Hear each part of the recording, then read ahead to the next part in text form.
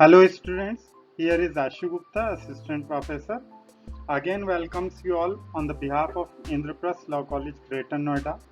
In today's lecture, we are going to discuss about the tenure holders, which is covered into UPZA and LR Act 1950. Or we are also discussing about the status of tenure holders according to the UP Revenue Code 2006. So now let's open the box and start the slide.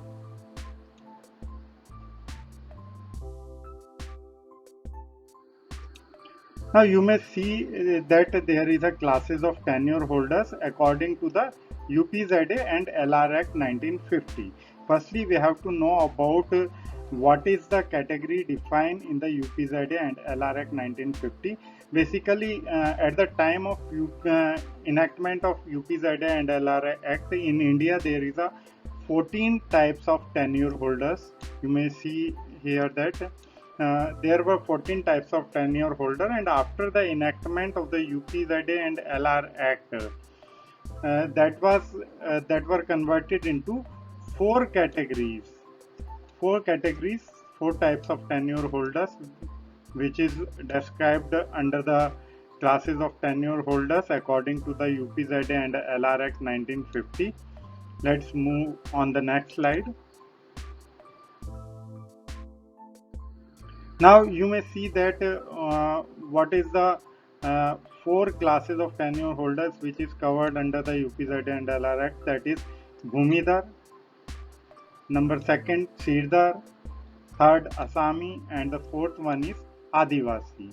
An act has abolished all the old variety of land tenures and substituted it into four, as you already know that, and the name of that four tenure holders is described as Bhumidar, Sirdar, Asami, Adivasi under the UPZA and LR Act. And basically, the Adivasi was the transitional form of land tenure. Adivasis were to disappear after 5 years from the sphere of land laws. Remember it that the category of Adivasi has been disappeared after 5 years from the sphere of the land laws from the date of commencement of the act. यानी कि यूपीजेड LR act लागू होने के 5 साल बाद आदिवासी की category को भी खत्म कर दिया गया था. तो बेसिकली तीन कैटेगरी यहाँ पर बची थी. There is a three categories: Bhumidar, Sirdar, Asami, and then Bhumidar. Basically, if you know that about the Bhumidar, we will discuss later on in the next lectures about the what is the Bhumidar, Sirdar, or Asami. But the UP Land Law Amendment Act 1977. There is an amendment in UPZA and LR Act in 1977. After that, all the Sirdars were converted into Bhumidars. And Bhumidars are also divided into two classes, that was a Bhumidar with transferable right and Bhumidar with non-transferable rights. So on the next slide. Now you may see that what is the classes of tenure holders according to the UP Revenue Code 2006, which is already discussed, but that is according to the UPZA and LR Act. Now I am discussing about the UP Revenue Code and discussing the classes of tenure holder regarding this act, which is launched in 2016. Then you may see that according to section 74 chapter 9 of UP Revenue Code, there shall be following classes of tenure holders.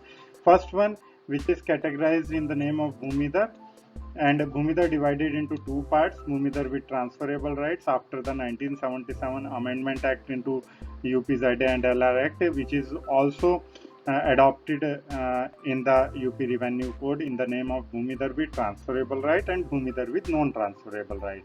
And the third one is Asami, and fourth one is government lessee. Basically, UPZA and LR Amendment Act 1958.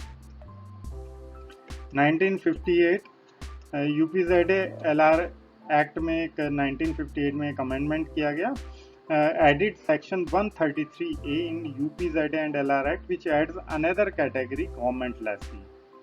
But the rights and liabilities of the government lessee shall be governed by the terms and conditions of their lease and not by the provisions of this act. So fourth one is also added into the name of the government lessee. So then in the UP Revenue Code, if you are talking about the UP Revenue Code, there is also 4 categories of classes of tenure holders, namely Bhumidhar with transferable right, Bhumidhar with non-transferable right, Asami and government lessee, wherein according to the UPZA and LR Act, there is the different categories which are namely Bhumidhar, Sirdar, Asami or Adivasi. Remember both the parts and both the classes of tenure holders, which is important regarding your exam papers.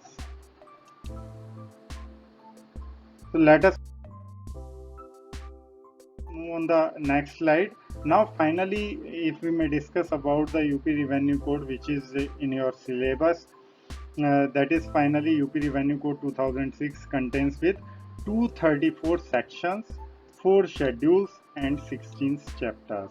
यानी कि पूरा का पूरा UP revenue code जो अब यहाँ पर हम पढ़ेंगे, नेक्स्ट लेक्चर से हम उसकी शुरुआत भी करेंगे, 234 सेक्शंस में, 4 शेड्यूल में और 16 चैप्टर्स में पूछा जाता है, आता है, डेवलप किया गया लेजिस्लेचर के द्वारा। तो यहाँ पर आप देख सकते हैं कि जितने भी यूपीजेडए एंड एलआर एक्ट से रिलेटेड हिस्टोरिकल डेवलपमेंट या हिस्टोरिकल बैकग्राउंड लैंड लॉस को लेकर और यूपी रिवेन्यू कोड को लेकर थी, वो हम क्लियर कर चुके हैं बेसिकली इस लेक्चर के अकॉर्डिंग, और according to the previous lectures you may see that lectures if you don't know about